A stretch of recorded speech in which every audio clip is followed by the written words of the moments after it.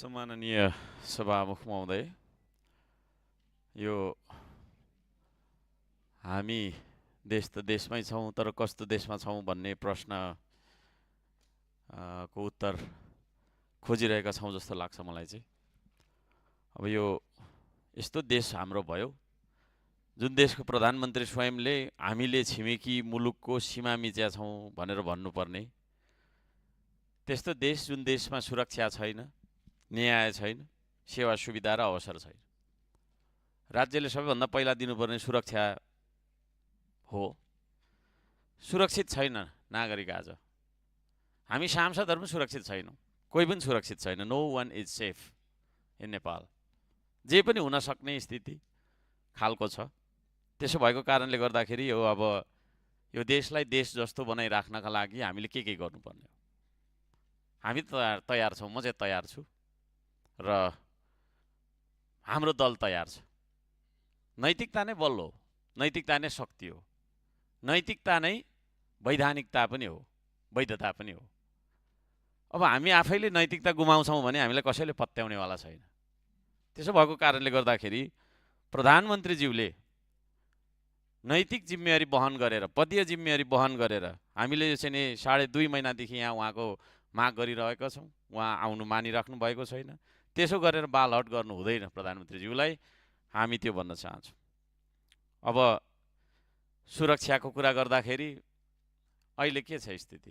कहिले धर्मको नाममा, कहिले के को नाममा, कहिले के को नाममा झगडा भइरहेको होइन, आगजनी भइरहेको, तोडफोड भइरहेको, धम्की आइरहेको, तेरो घर जलाइदिन्छु पख्तलाई है, म यस्तो गरिदिन्छु भेट्ने बित्तिकै भनिरहेको।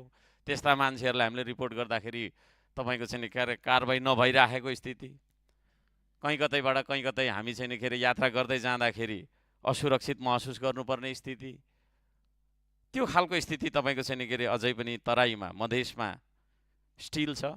मैले 2 चोटि भनिसकेको कुरा छ, फेरि पनि भनिरहेको छु। त्यो स्थितिलाई सरकारले सुरक्षित स्थितिमा परिणत गर्न सकोस्, गर्नुपर्छ भन्ने माग गर्न चाहन्छु। न्यायको कुरा गर्दाखेरि न्याय पनि छैन यो देशमा होइन। उदाहरणका लागि त्यही माइती घर जाँदा हुन्छ, कति महिनादेखि त्यहाँनिर कोही मान्छे बसेर डेढामा होइन, त्यो उसमा पालमा तपाईँको चाहिँ घाममा बसिरहेको छ।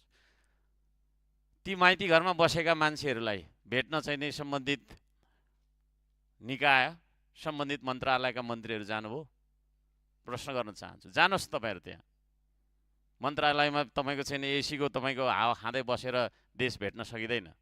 देश भेट्नका लागि खोलाखोलीमा जानु पर्यो, खेतमा जानु पर्यो, कारखानामा जानु पर्यो होइन। आन्दोलन गरिरहेका नागरिकहरूको तपाईँको चाहिँ त्यो सडकमा गएर बुझ्नु पर्यो उहाँहरूको के हो आवाज, यो भन्न चाहन्छु।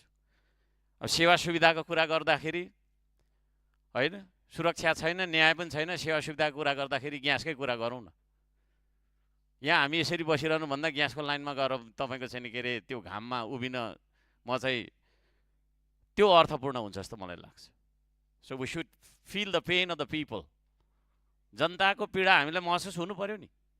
यहाँ एसी भएको छैन, कुछ कोठामा बसिन्छ, एसी भएकै गाडीमा आएको होला होइन, घर गइन्छ एसी नै छ, तर त्यो सडकमा तातो घाममा तपाईँको छैन होइन, ग्यासको लाइनमा चाहिँ दिनभरि बस्ने नागरिकहरूको पीडा कहिले हामीले बुझ्ने? अहिलेको सरकारलाई ठुलो आशा गरेर चाहिँ नेपाली जनताले भोट दिनुभयो, तर परिवर्तन आएन, झन् विकराल भयो। यो सबै कुराको जरा प्रधानमन्त्रीको लापरवाही, प्रधानमन्त्रीको गैर जिम्मेवारी, प्रधानमन्त्रीले चाहिँ समन्वय गर्न नजानेर मन्त्रीहरूलाई पनि कन्फिडेन्समा लिएर हिँड्नु भएको छैन जस्तो मलाई लाग्छ। त्यहाँभित्र पनि टसल देख्छु। कहिले चाहिँ यही सदनबाट चाहिँ हामीले नगरौँ है भन्दा भन्दै ताली बजाएर चाहिँ पास भएको बजेटहरू चाहिँ त्यो फेरि स्टेटसबाट चाहिँ कता के गर्ने भन्ने कुराहरू सुन्छु। त्यस्तो केटाकेटीपनले देश चल्दैन, त्यो भन्न चाहन्छु। अवसरको कुरा गर्ने हो भने देशमा अवसर छैन, सुरक्षा छैन, न्याय छैन, सेवा सुविधा पनि छैन। अवसरको कुरा गर्ने हो भने अहिले तपाईँको इन्टरनेसनल एयरपोर्टमा जाउँदा त्यहाँ हामीलाई अवसर दिन सकेको हो कि होइन रहेछ। प्रत्येक दिन हुलका हुल युवाहरू कहाँ जाँदैछन्, के गर्दैछन्, र त्यहाँ जानका लागि फेरि लाइन बसेर बस्दाखेरि ठगिएका छन्। ती ठगहरूलाई कारबाही गर्नका लागि चाहिँ सरकारले केले रोकेको छ त्यो भनिदिनु पर्यो। कि ठगहरूसँगै साँठगाँठ छ भने हाम्रो पनि साँठगाँठ छ भनिदिनु पर्यो। नत्र भनेदेखि तपाईँको चाहिँ 2/3 नजिकको सरकारले होइन कुन कुराले चाहिँ रोक्यो त? कोरिया जाने कुरामा पनि ठगिएको छ है, विभिन्न तपाईँको देशमा जाने कुराको लागि पनि ठगेको छ, विभिन्न कुरामा चाहिँ ठगी भएको छ, तर त्यो ठग्ने मान्छेलाई कारबाही भएको छैन। एक्सपोज गर्नु पर्यो। We need action. हामी एक्सन चाहन्छौँ। तपाईँहरूको यहाँनिर चाहिँ आश्वासनले यस्तो गर्दैछौँ उस्तो गर्दैछौँ भनेर हुँदैन, यो भन्न चाहन्छु। सभामुख महोदय, धेरै कुराहरू छन्। अब भर्खरै तपाईँको छैन के अरे देशमा थुप्रै मस्जिदहरूमा आगो लगाइयो, मदरसाहरूमा आगो लगाइयो, गुम्बाहरू भत्काइन्छन्, कहिले कहिले मन्दिरहरू भत्किन्छन् यो देशमा, कहिले माङहिमहरू तोडिन्छन्। सरकार कमजोर भएको कारणले त्यो हुन्छ। सरकारले तपाईँको छैन के अरे कारबाही नै गर्नु सक्दैन। मेरो तेरो नभनिकन फटालाई करेक्ट झ्याप गरेर हानु न कोराले, त्यस्तो कानुन बनाऊ। यही हो कानुन बनाउने ठाउँ। यसो लाने अनि मायाले छानबिन गर्ने, सोधपुछ गर्ने, अनि तपाईँको चाहिँ के अरे सेटिङमा निस्केर हुन्छ यो देशमा अपराधीहरू? हुँदैन। त्यसले गर्दाखेरि यो व्यथितिको समूल नष्ट गर्नुपर्छ, समूल अन्त्य गर्नुपर्छ भन्ने माग राख्न चाहन्छु। दशकौँदेखि पुस्तादेखि यही देशमा बसेको मान्छेले आफूले चाहिँ होइन भोगचास गर्दै गरेको जग्गाको स्वामित्व छैन। अहिले तपाईँको छैन के अरे होइन भूमि सुधार व्यवस्था मन्त्रीज्यूले भन्दै हुनुहुन्छ स्थानीय तहले गर्न दिएन। स्थानीय तह त प्रदेशको तपाईँको मातहतको कानुनमा चल्छ, प्रदेश सङ्घको मातहतको कानुनमा चल्छ। सङ्घको मन्त्री हो तपाईँ, तपाईँ दिनुहोस् न तपाईँको चाहिँ के अरे धनी पूर्जा। कसले तपाईँलाई रोक्छ? स्थानीय तह कुन चाहिँले रोक्छ? हामी छौँ तपाईँलाई सहयोग गर्ने। सुकुम्बासीले धनी पूर्जा पाएन, धनी पूर्जा दिने भन्ने कुरामा नाटक गरेको छ, गीत गाएको छ, बसेको छ है। दिनुहोस्, भक्काभक दिनुहोस्, हामी पनि छौँ ल है। कहाँ कसले रोक्दो रहेछ? यहाँ कङ्ग्रेसले रोक्छ कि एमाले रोक्छ कि नेकपाले रोक्छ कि राप्रपाले रोक्छ? हामी चाहिँ रोक्दैनौँ। दिनुहोस् भटाभट। केले रोकिरहेको छ? 100 वर्षदेखि धनी पूर्जा पर्खेर बसिरहेको छ। नागरिकता मात्रै तपाईँको धारण गरेर नेपाली भइन्छ? खोइ त नि तपाईँको चाहिँ के अरे हामीलाई दिएको अधिकारहरू खोइ कसले दिनुपर्ने हो त्यो अधिकार?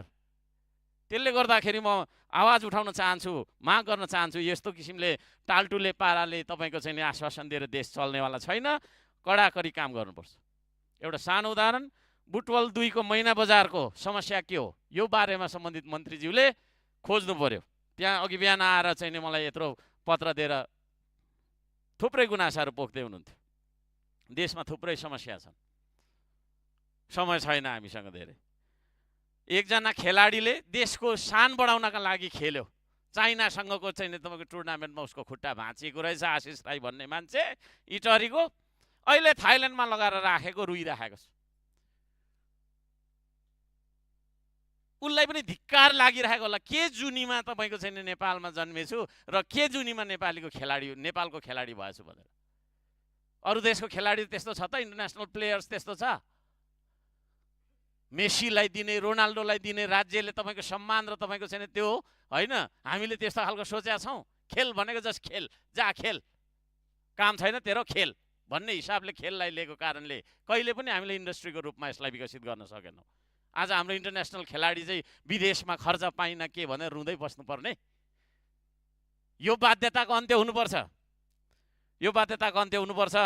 र अन्त्यमा फेरि पनि प्रधानमन्त्रीज्यूलाई योभन्दा साह्रो चिज चाहेर यहाँ बोलाउन नपरोस्, त्यो भन्दै मेरो भनाइ अन्त्य गर्दछु। धन्यवाद, नमस्ते।